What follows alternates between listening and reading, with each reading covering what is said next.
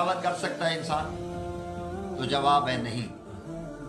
सखावत के लिए या अल्लाह की राह में खर्च करने के लिए ज़रूरी है कि पहले उसका माल पाकीज़ा, पाक और हलाल माल अल्लाह की राह में खर्च करे, क्योंकि माल हराम से सखावत करने वाले को अल्लाह कोई अजर नहीं देता। क्योंकि जब बुनियाद और मुकदमा भी ठीक नहीं है तो अल्लाह अजर किस चीज़ का दे? जब माल भी माल हराम है तो उसको जितना भी खर्च करो, चाहे उससे ज़ियारात करो, ज़ियारात कबूल नहीं है, हज करो, हज कबूल नहीं है, उससे सखावत करो, सखावत कबूल नहीं है, उससे मस्जिद बनाओ, मस्जिद कबूल नहीं है, क्योंकि माल माल हराम है। तो सखावत के लिए सबसे ज़रूरी पहले है कि इंसान का माल जो है वो माल माल हलाल होना चाहिए। माल माल हराम कभी भी खुदावंद करीम कबूल नहीं फरमाता। तो ये है ज़रूरी। इसी तरह कुछ लोग होते हैं कि जो काम गलत करते हैं और सोचते हैं कि मेरा ये काम नेकी है। कई लोग ऐसे होते हैं। पहले ज़रूरी है कि उस काम की छानबीन करो। मसलन छठे आका के दौर में एक शख्स का बड़ा मशहूर हो गया कि बड़ा सखी है, बड़ा यतीम परवर है। मानने वाले मासूम की बारगाह में जाते और कहते थे मौला वो बड़ा सखी बंदा है, यतीमों के घर जाता है, रोटियां देता है। एक दिन मौला चले तो सामने वो नजर आया। मासूम ने फरमाया कि देखें आज ये सखावत कौन सी करता है कि लोग बड़ी तारीफ करते हैं। तो मौला ने देखा, बाजार में गया, एक होटल पे रश था, उस रश में उसने 2 रोटियां छुपा ली और फिर 2 रोटियां छुपा ली। फिर सब्जी की दुकान पर उसने 2 सेब छुपा लिए। छुपा कर वो वापस आ गया। अब आका पीछे एक यतीम के दरवाजे पर वो गया, उसने दस्तक की। दस्तक की, दरवाजा खुला, ये अंदर गया। जो उसने छुपाया हुआ था वो उसने यतीम को दे दिया और वापस आ गया। मेरे आका ने इसे पकड़ लिया कि भाई तू क्या कर रहा है? उसने कहा कि मैं सखावत करता हूँ, मैं यतीम परवरी करता हूँ। मासूम ने फरमाया कि तू तो गुनाह करता है। उसने कहा मैं तो कुरान मजीद के मुताबिक सखावत करता हूँ। मौला ने फरमाया कैसे? कि कुरान नहीं कहता मन जाआ बिल हसना फलहु अशरु अमसालिहा, कि जो एक नेकी करे अल्लाह उसको 10 देता है। तो मैंने चार नेकियां की, 2 सेब भी दिए, 2 रोटियां भी दी, तो मेरी तो 40 नेकी हो गई। तो मौला ने फरमाया ये तो गुनाह जो तूने किया। तो वो कहता है मेरे गुनाह तो 4 लिखे जाएंगे कि मैंने 2 रोटियां और 2 सेब छुपाए हैं, तो लिहाजा 4 गुनाह निकल गए, 36 नेकियां तो बच गई। मौला आका ने फरमाया यही तो इंसान की नादानी है कि जो तू कहता है कि वो 4 गुनाह चले गए और 36 नेकियां बच गई, जब बुनियाद ही तेरी हराम है तो वो नेकी कहाँ है? जब बुनियाद भी माल हराम है तो तेरे गुनाह डबल हो गए कि तूने यतीमों को माल हराम खिलाया। तो इसलिए कुछ लोग होते हैं कि जो माल हराम होता है कहते मस्जिद पे लगा दो अल्लाह अजर दे देगा, जी खैरात कर लो अल्लाह अजर दे देगा। नहीं मेरे बुजुर्गान, खुदावंद करीम जो भी कबूल फरमाता है वो माल हलाल कबूल फरमाता है, माल हराम को कभी खुदा कबूल नहीं फरमाता।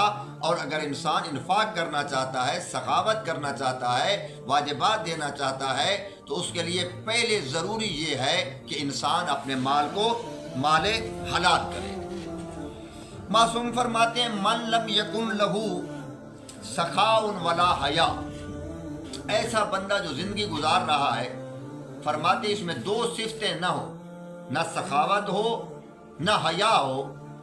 अगर ये 2 सिफतों से इंसान खाली है तो मेरे आका फरमाते हैं फल मौत खैरुन लहू मिनल हयात, इस इंसान के जिंदा रहने से मरना अच्छा है। कि जिसके अंदर न क्या है सखावत है और न हया है।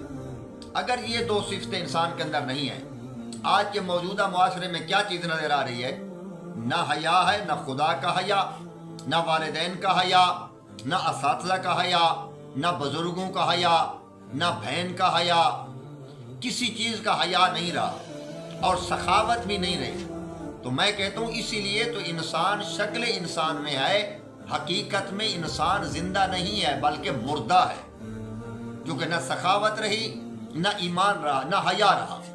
لا حیا لہو لا دین لہو، لا حیا لہو لا ایمان لہو۔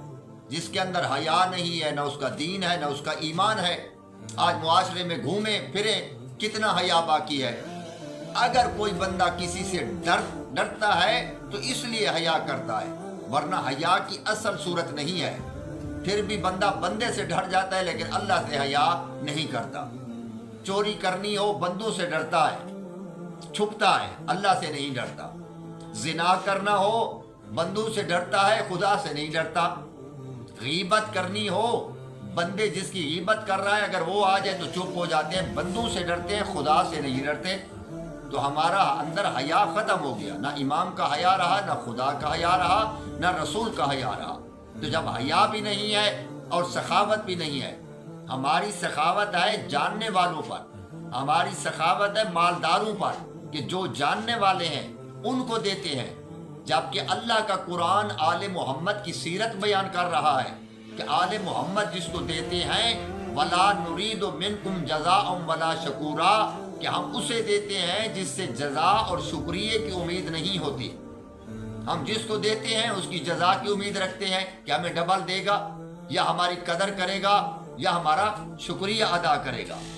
تو بزرگان، سخاوت، ائمہ علیہ الصلوۃ والسلام کے گھرانے میں سے میں کس کس کی سخاوت کو بیان کروں؟ اتنا جملہ ضرور کہتا ہوں کہ ائمہ علیہ الصلوۃ والسلام اپنے گھر کا سارا مال اللہ کی راہ میں خرچ کر دیتے تھے، کبھی کسی سائل کو خالی واپس نہیں پلٹاتے تھے، اور دینے کا طریقہ بھی بڑا عجیب تھا۔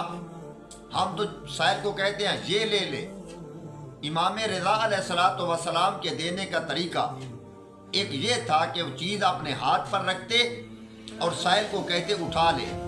پوچھا گیا آقا اس طرح کیوں کرتے ہو؟ معصوم فرماتے ہیں کیونکہ سائل کا ہاتھ دراصل اللہ کا ہاتھ ہے، میں نہیں چاہتا کہ قیامت کے دن یہ ہو کہ میرا ہاتھ اللہ کے ہاتھ کے اوپر ہے۔ ائمہ علیہ الصلوۃ والسلام ہمیشہ سائل کو کبھی بھی خالی واپس نہیں پلٹاتے اور اس کی عزت کا خیال رکھتے تھے۔ امام حسن علیہ الصلوۃ والسلام کے پاس ایک بندہ آیا، اس نے کہا آقا میرے گھر کا سارا سامان بک چکا ہے، اب آخر میں ایک قیمتی چیز بچ گئی ہے جو میں بیچنا چاہتا ہوں، اور اس کے لیے میں نے آپ کے گھرانے کو چنا ہے، آپ کے علاوہ اس کا کوئی اہل نہیں ہے۔ تو معصوم نے فرمایا کیا چیز بچ گئی ہے؟ وہ عرض کرتا ہے آقا سامان تو میرا سارا بک گیا ہے، ایک عزت نفس تھی جو میں نے بیچنی تھی، میں نے چاہا کہ وہ آپ کے دروازے پر بیچوں۔ تو معصوم نے گھر سے ایک تھیلی اٹھائی، جب تھیلی اٹھا کر واپس آئے تو اپنا رخ دوسری طرف موڑا اور اپنے ہاتھ اس طرف کیے اور فرمایا یہ لے درہم و دینار کی تھیلی، اور یہ عزت نفس اللہ نے ایسا عظیم بنایا ہے کہ اس کو کسی کے سامنے نہیں بیچنا چاہیے۔ یہ تھا آل محمد علیہ الصلوۃ والسلام کا طریقہ، دینے کا طریقہ۔ ہمارا دینے کا طریقہ کیا ہوتا ہے؟ اسی طرح امام زین العابدین علیہ الصلوۃ والسلام کو جب غسل دیا گیا تو حضرت امام محمد باقر علیہ الصلوۃ والسلام فرماتے ہیں کہ میرے باپ کے جسم پر وہ زخم تھے جو میرے باپ رات کو یتیموں کی کفالت کے لیے جاتے تھے۔ حضرت امیر المومنین علی بن ابی طالب علیہ الصلوۃ والسلام کہ جب رات کا وقت ہوا اور پتہ چلا کہ فلاں غریب یتیموں کے پاس کھانا نہیں ہے تو مولا رات کو کہتے تھے کہ جلدی ختم ہو تاکہ میں علی یتیموں کی مدد کے لیے جاؤں۔